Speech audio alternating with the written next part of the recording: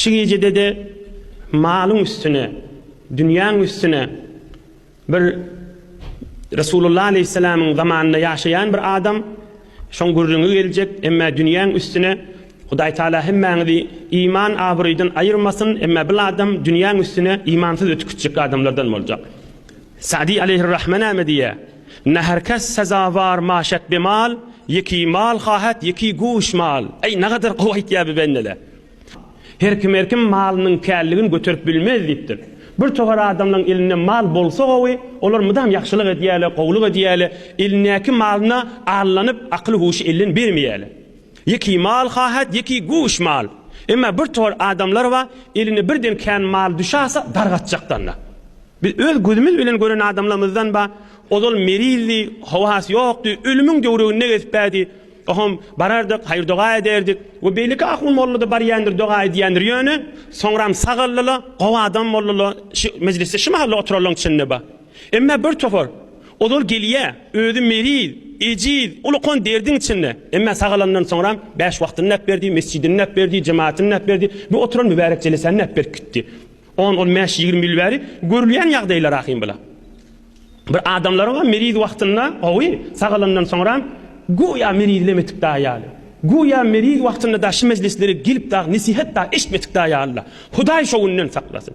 Emma bir tofor ba, meriz wagtynda sagalsam molya dip sagalyp da galmany hem cemaatyna, hem imanına, hem mehabbetine, hem hyzmatyna, hem jelisäge gaýymdy. Ine ulaqan bir görüň göreýilişi gijede Resulullah aleyhissalatu vesselam'ın zamanında bolan ýagdaýdan. Kim adi? Sa'laba ey cemaatler kana mulaziman li mescidin nebi sallallahu aleyhi ve sellem hatta luqiba hamamatul mescid bir qarib adammış mıdan mescidde oturyanmış Resulullah'ın mescidinde ezbes mescidde kan oturyanmış mescidin kepleri divaydilyanmış gögörçin kabuter mescidin kepleri divaydilyanmıştı. Bir Sa'laba beter fakir adammıştı, garipmiş. Bir gün Peygamberimizin mübarek huzuruna gelip ya Resulallah bana dua et, Allah'dan dile, Huday bana kan mal versin deyiptir. Huday bana kan mal versin deyiptir. Peygamberimiz aydıptır, veyhak Sa'laba, ama tuhibbu en tekune misli? Sa'laba dargama ha sen deyiptir. Men yanık yaşak gidip da deyiptir. Men ýaly yaşak gidip da deyiptir Resulullah aleyhisselam. Geçen heftelerde geçenler Resulullah'ın garip günü geçirşi. Ey Sa'laba, eger men Allah'dan dilesem şu dağlar kızıllan etdiysem, kızıl bolup akkaýçakla, altın bolup akkaýçakla deyiptir. Men şu garip oňşuk bilen gezip bänna deyiptir Peygamberimiz aleyhissalatu vesselam. Sen men ýaly gidip ber da deyiptir. Ine her kimin zihnine bir sual gelýär. Yani gariplikde ýaşamalymy? Şu baralarda sual. Ey cemaat, Peygamberimiz şoňa näme diýdi?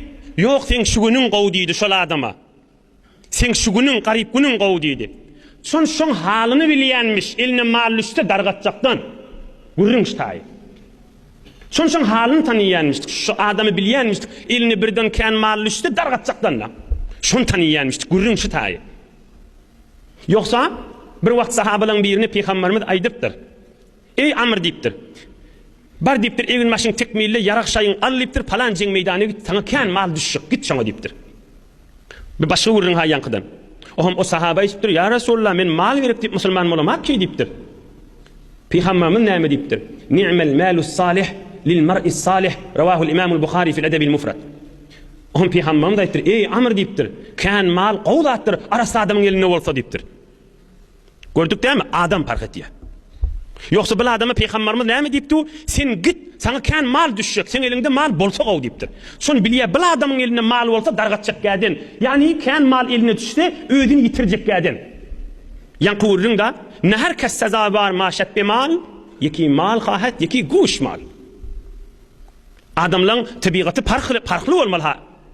Her kim saglygy götürüp bilmeýän bolmaly. Her kim eline mal kan malyny götürüp bilmeýän bolmaly. Häzirçik bilen almaly dersimiz, ey cemaat, qadim Türkmeniň bir ýagdaýy bardyr. Sada Türkmeniň näme da? maly bada bolsa, ýok da bolsa namarda zar bolmaýyn.